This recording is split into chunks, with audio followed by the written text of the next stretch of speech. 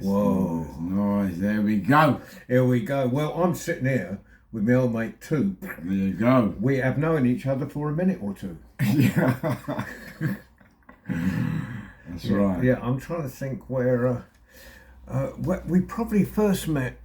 I know my hand just went across there, but that's just to show that it's authentic and live. That's right. That's right. I was just putting our heads nearer to the top of the frame. Right. There. So we're probably going back to the 90s, I suppose. Okay.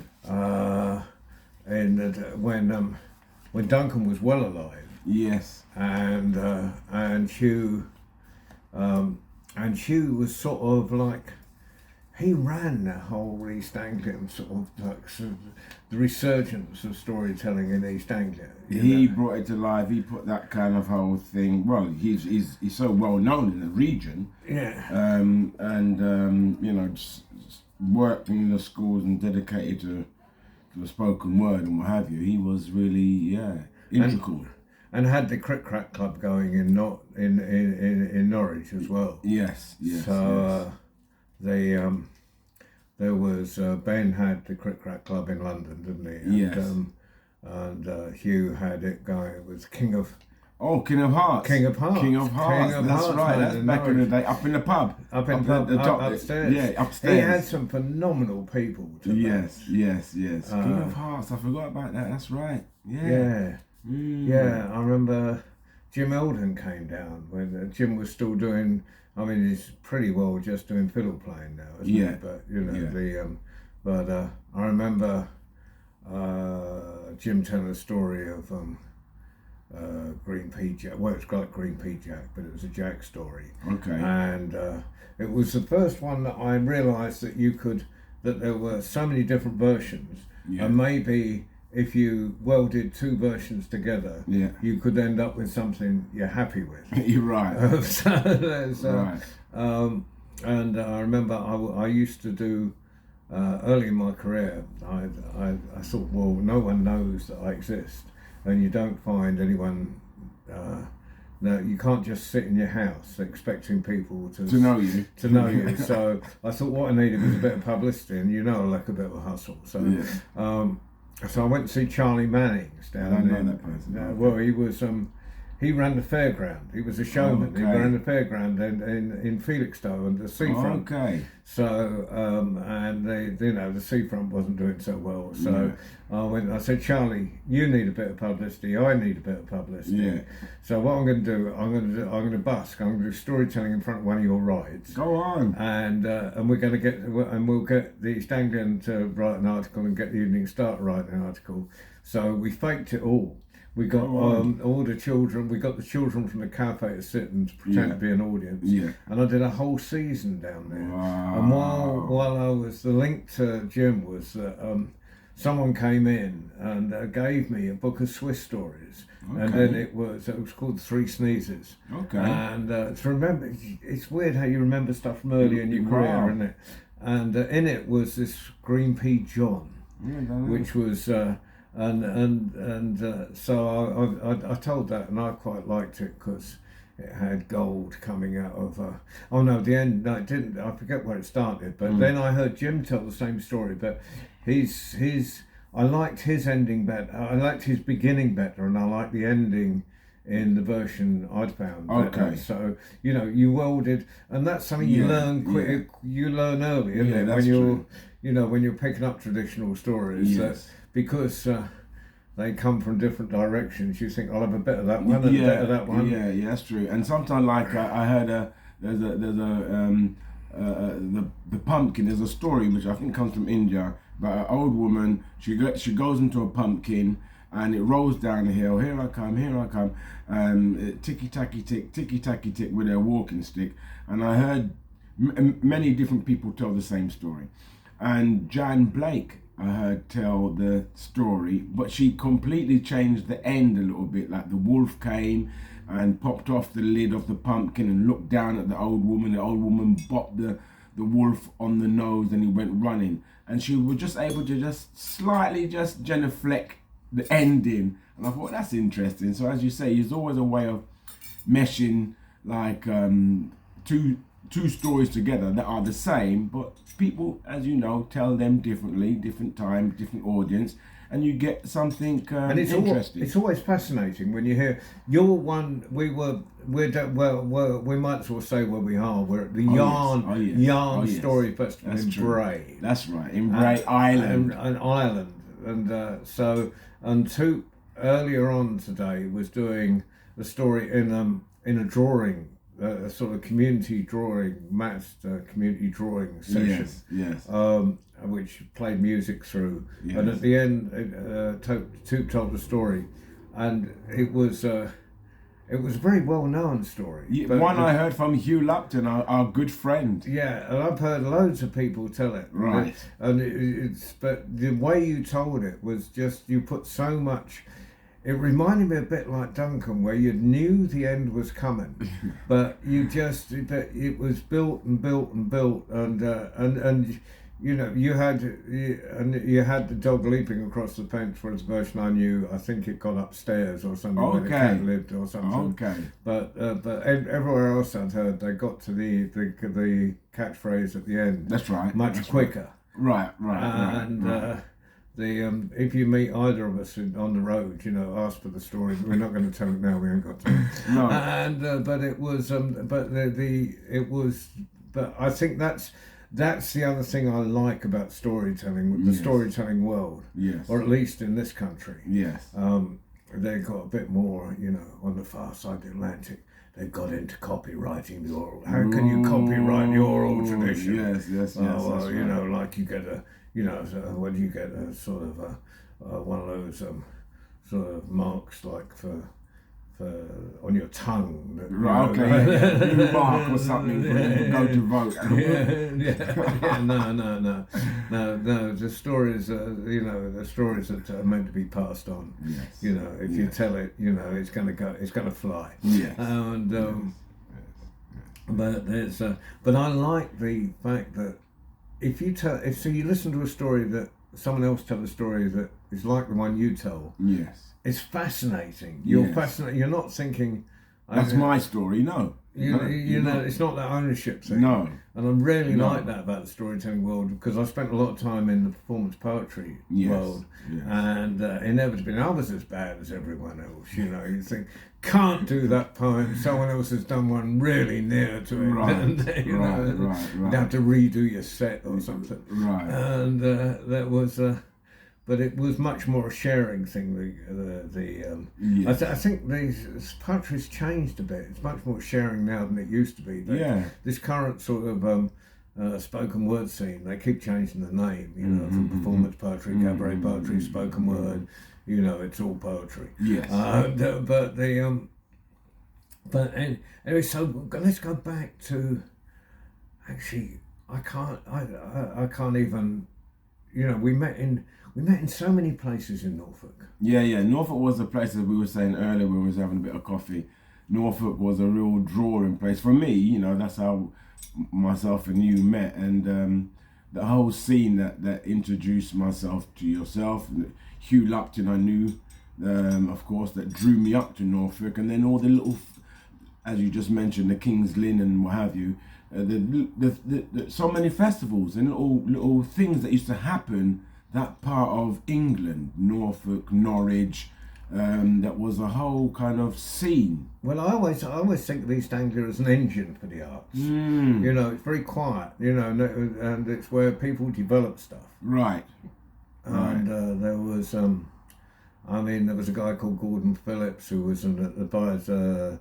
Multicultural advisor for Norfolk, wasn't he? And he'd do these little festivals, but bring schools together. Yeah, that's right. And I think you did some of those. Yeah. He used to bring Tony Agogo up. Yes, bless him. And the Moroccan guy who we can't remember his name, but Haraji. I think his name is Hassan. Hassan. Haraji. Hassan. That's the man. Brilliant mandolin player. Yes, that's the man, Hassan. Yes, that's right. That's a really interesting moment in time for that part of the country that drew storytellers up that way. Yeah, I mean, I kind of realised that, because he used to bring Naxar Sansar, which were a Bhangra group. They're the ones that their dancers work a bit with the Dole Foundation these days. Yeah. With Johnny Custer and stuff, and so they're the dancers who come on during or rather, it's the children of the dancers we knew then. Yes, But, grew up but it occurred to me that probably. That their agricultural dances would make more sense to children in Norfolk than it would to children in Birmingham of Punjabi heritage, because there's no sense of seasons in Birmingham. Okay. Whereas in the countryside, you're gonna see. So when they talk about those agricultural dances, which were about the season. That's right. Very true. I thought, Harvest, collection. Don't talk to me about monocultures. You can't work. You can't. You can't even tell the connections. You can't predict the connections. Yes. So, and then there was that field, wasn't there, that was owned by two sisters in Tuttington. The one that had a mound. Was there a mound there? Yeah, I think there was, but mound. Hugh would just go. Occasionally, if Duncan was down, we'd all go. We'd get there, and he'd put a fire up. He'd invite us all up. Yeah. That was a scene. I remember I took one. I was speaking to a friend the other day who I hadn't spoken to for years. His name is Christopher Robinson from America. He's a painter. And Hugh was having one of these forays up in Norfolk, Norwich area, as you just said. And we got on the bus. I said to my friend Chris, right, we're going to go to this scene. And we got on the bus. We found ourselves up in... We did not know where we was going. We didn't know where this field was, should I say. And we was on the bus. And the bus in front of us had, my friend put it out, had the number plate JA 1234 or something like that. I can't remember. He said, let's follow that bus. So we got on that bus. We had JA for some significant reason.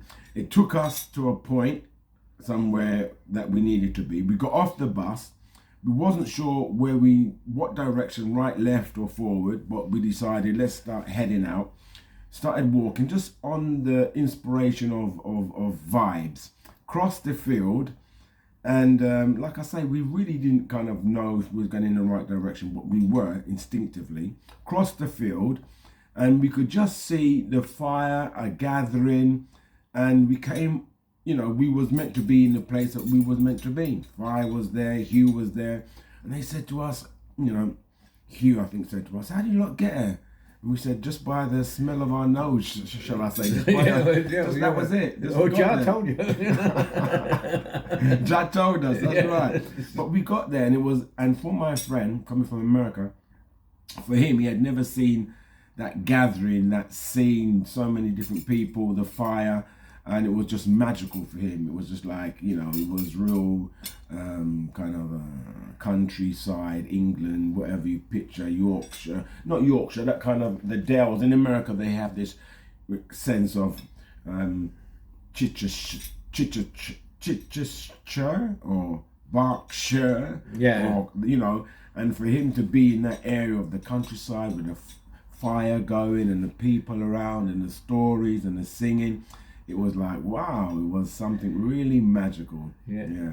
Yeah, I mean, the only place I've come across that in the States is Kerrville Folk Festival, which runs for 3 weeks. Oh, wow, and that's a festival. And then it's in Kerrville, and it's it's on a ranch, a Quiet Valley Ranch. Wow, okay. And all that happens there, they call it an RV park, but all the RVs are just the hippies that don't leave at the end of the festival. Right. And but all they have is the folk festival and a wine and beer festival, music festival. Right. That's all that happens on this huge ranch. Right. And it runs, and there's a main stage, but the main stage is just an excuse for the campfire circles. Right, okay. And it's full of, and there's everywhere there's campfire circles, and you wander from each to each and join the circle, and everyone takes turns song or story. So that's and the third, Gail Ross is the Gail Ross, was right. the regular storyteller. Oh, I don't know okay. if she's still there, but I think it's probably one of her. Like she owns that space. Yes, yes. Like I've got music festivals in this country. Yeah. But then a third of I went and volunteered because. Okay, well, it's a good way of actually getting in and getting close. Well, because I don't know how to be. I don't know how to be. How to pay for a ticket anymore, and besides, right. never had the money. Yeah, and a third of the volunteers are performers. Right. And I used to volunteer for the breakfast shift. Right. Because that would be over by 11 o'clock in the morning. It'd be starting early, but by 11 o'clock it's too hot for wussy sort of Englishmen to be working. I hear you.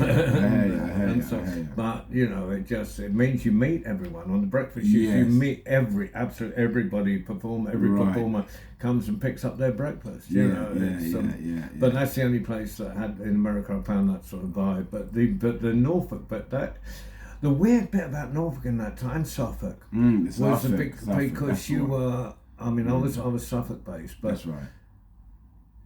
There was a bad signage to everything, and all these events were happening in the middle of nowhere, yes. and there was no sat nav. No. And you kind of went round in circles till you found them.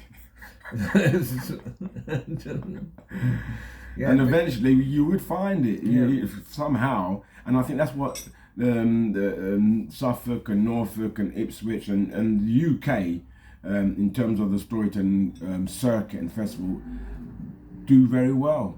These outdoor gatherings, this inward by word by mouth, people catch on as a flame. It starts to take, and those who should be there are drawn to these circles. And I think the UK does that very well. I don't think it so much happens in Europe. France, I don't know, or different parts of Europe, but definitely England, I think, has really cornered that way for storytelling, gathering, and like-minded people to come together, hear stories, a song, a ballad, music, some poetry here and there. They just do that kind of well.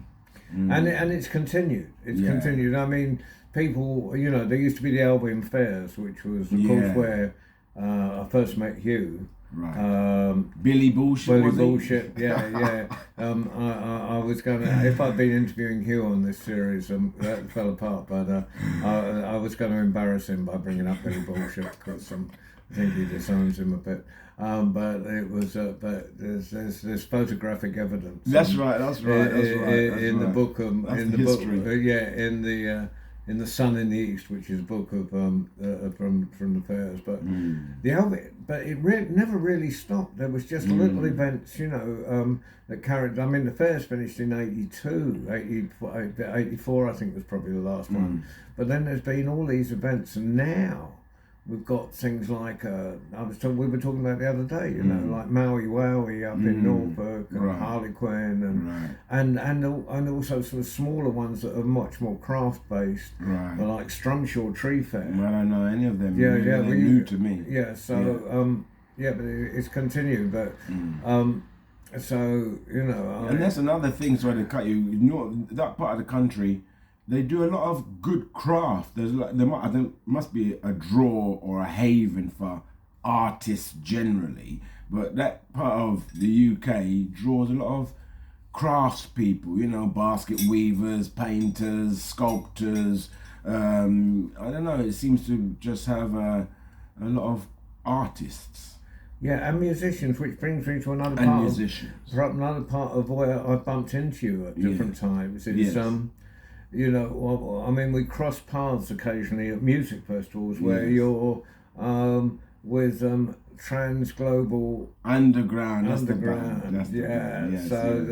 that's had some fantastic musicians in over the years, hasn't it? Yes. So with who's the sitar player? A sitar player, it would be Shima Mukherjee, who's done things with Imagine Village, Afro Celts. Transglobal Underground. She does her own solo thing as well. and I mean, she's a brilliant sitar player and bass player and arranger. So she's arranged for Tim, the Style Council. Who was that? Tim Willer, who was in the Jam. She's done stuff for Paul Weller. Paul Weller, beg your pardon. Elton John. You know, she's really there. Even the Gallagher brothers, I think she's, you know, as a session musician, she features on a lot of other people's work. Yeah. So that neatly brings us to the last place where I met you, which was in a motorway service station, and we were both going to different gigs, and you with Shima. That's right. That's right. Just passing. I think I was making the exit. You was probably making the entrance, and it was like, oi, oi, oi, oi. So, and then I heard you were going to be here, you know, and so I had to come over a day early just to catch you set. I thought, you know, like we probably, you know, we've lived within 70 miles of each other for all these years without crossing paths. Let's go, better bump into each other on the road. That's right. Properly. That's right. Yeah, properly. You know, so we're in Bray. Yes. It's fantastic, and you did a show last night, Crawdog. Crow Dog, and it was phenomenal. And then you said you hadn't done it for a couple of years, and it was an hour and a half monologue. Well, some singing and stuff, but you know, and I was in enormous admiration of your memory cells.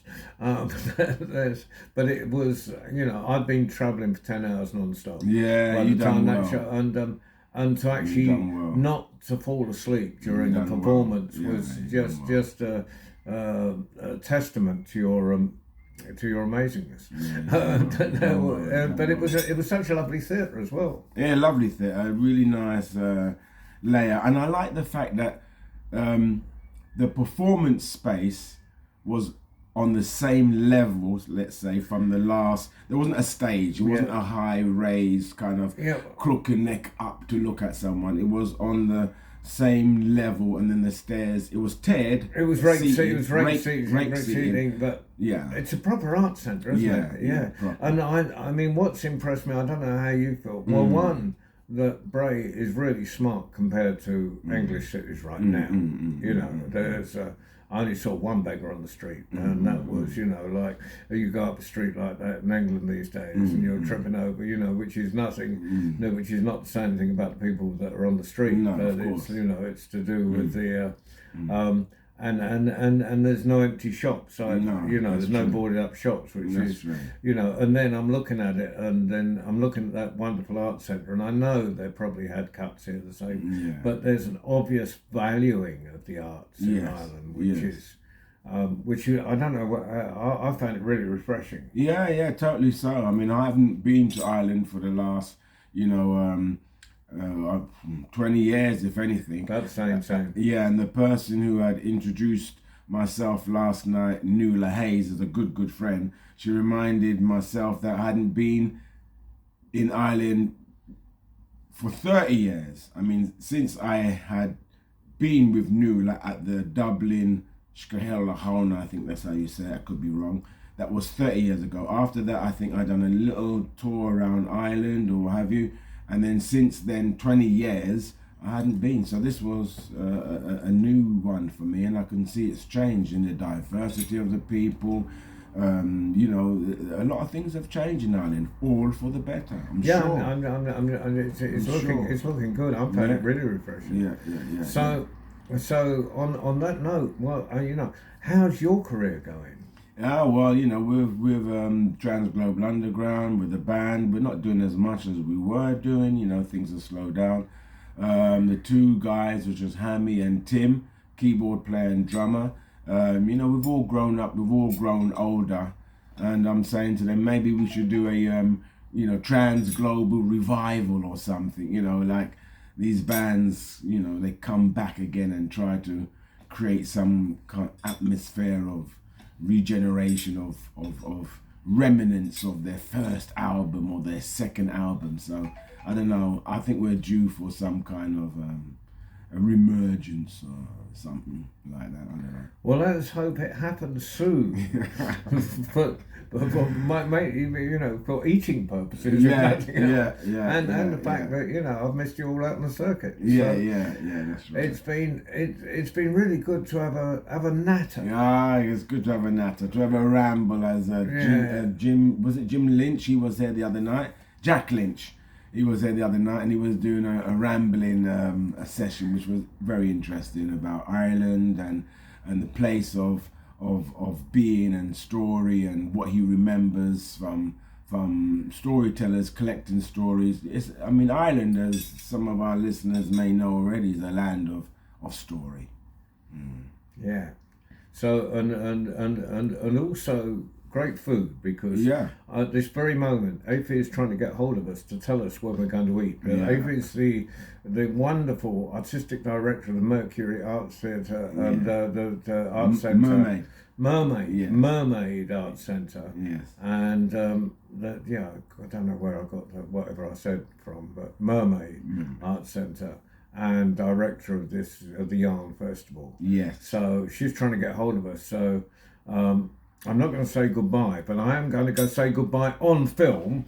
Yeah. And then we'll go off. Yeah. Thank you, John. Thank you very much.